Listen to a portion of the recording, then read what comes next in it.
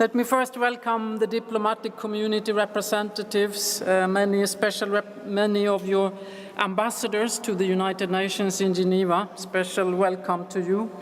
Colleagues from the United Nations systems. I hope some civil society partners have also joined us tonight. And we also have, which we will make a special point of tonight, managed to gather a very strong force of private sector representative.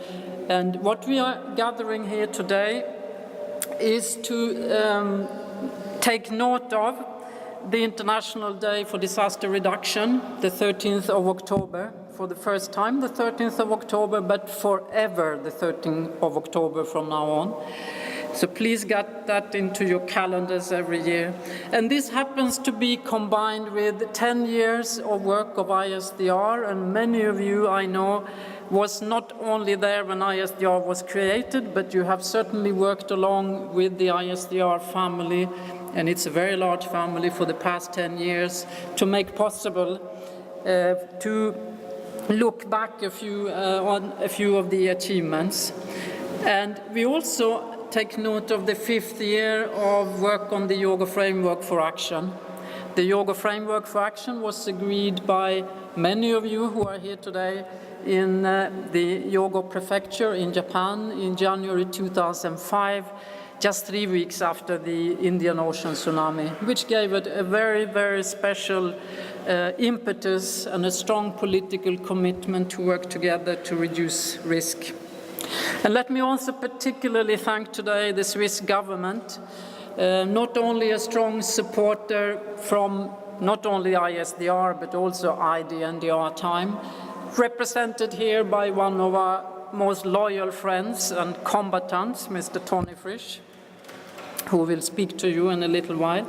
But so we also this year are doing the midterm review of the Yoga Framework for Action.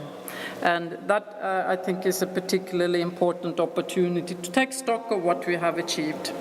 We are also in this wonderful place, which I must confess, I have lived in Geneva for 15 years altogether, and it's the first time I'm here. So thank you to Switzerland for making this possible for me and for all of you to meet here today.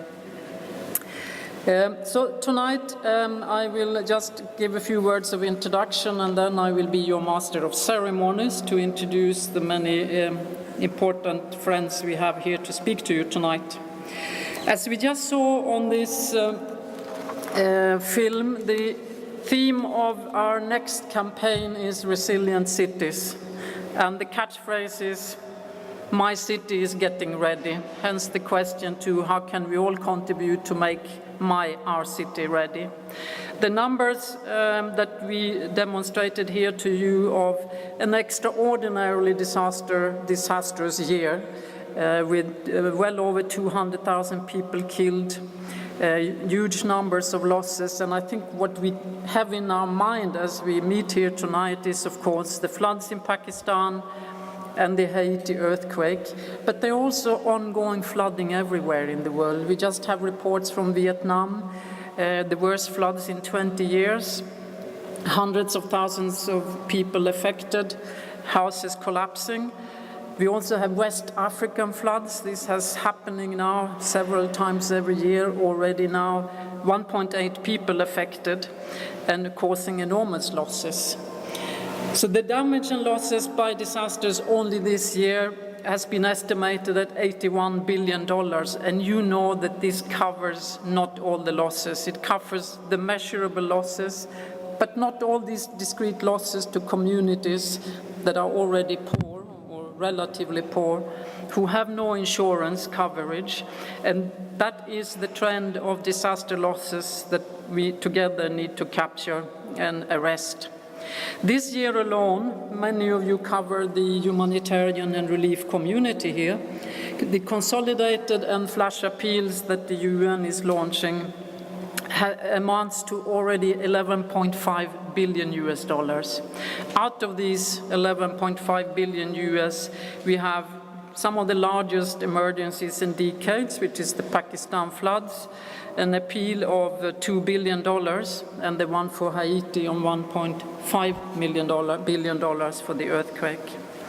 Munich Re, the insurance company that really has an enormous database of overall losses, estimates that out of the losses caused so far this year, only 22 billion have been insured. And these 22 billion are, of course, the tip of the iceberg.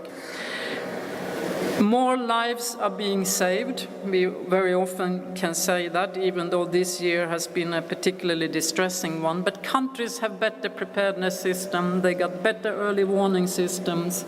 People are giving more attention to disasters. So in fact, more people, the proportion between lives lost and economic losses is the inverse now. The economic losses are rapidly increasing, also because the world is more wealthy. And people killed in emergencies are actually going down thanks to better systems. Nevertheless, we see every time we see schools collapsing, we see hospitals being destroyed and collapsing, and we have now incorporated our two previous campaigns to really give attention to the social infrastructure in this urban focus that we would like to give this. So the urban focus, what is special about this campaign is that cities now have more than half the global population living in cities. And in 2030, 60% of the global population will live in cities.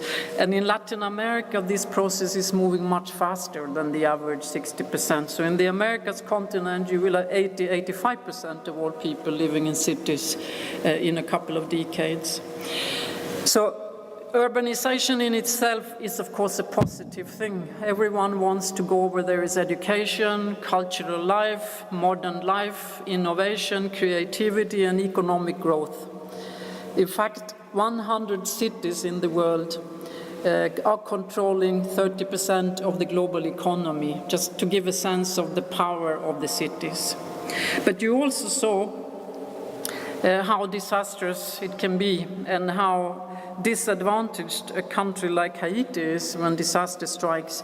The very dramatic proportionality between the power of the earthquake and the number of lives lost among the people affected is not an acceptable reference framework for us. We know that buildings can be built better, that cities can be better planned, and we know that countries have their eyes on how to do this.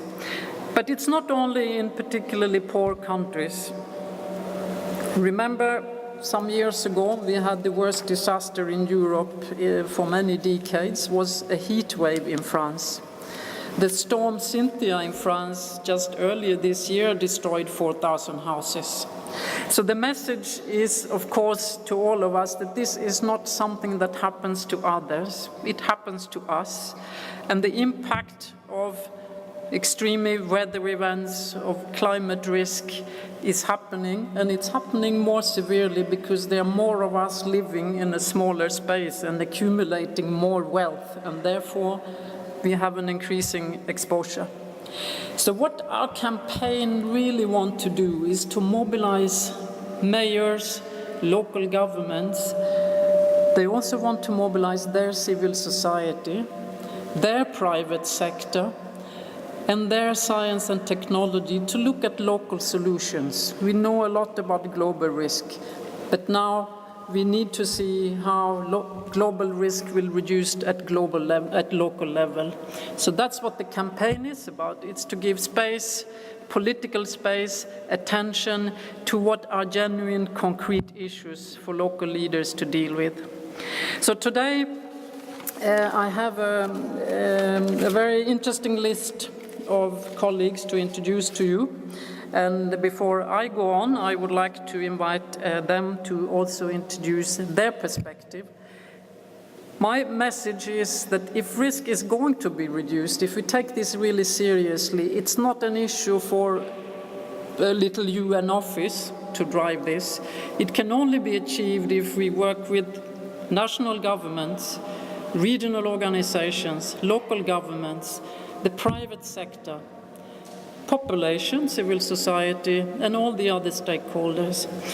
Private sector, my message is maybe a bit simplistic, but I think you will hear me. Overall, 80% of the economy in any country is private sector.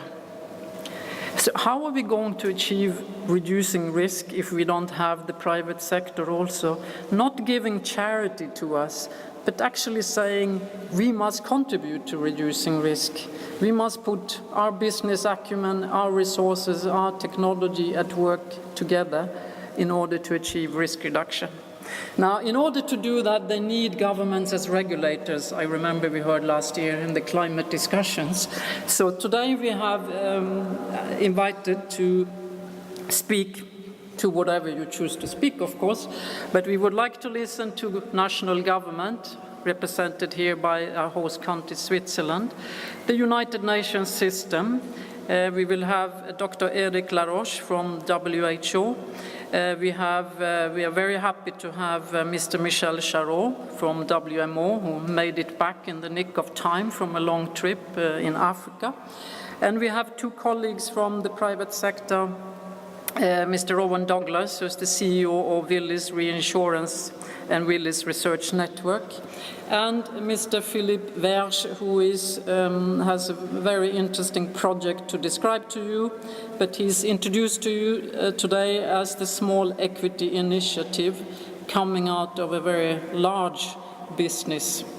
So let me, before I continue with the story of ISDR and risk reduction, ask Ambassador Tony Frisch as the guest of honor representing Switzerland, and also a particularly important and valuable partner in risk reduction.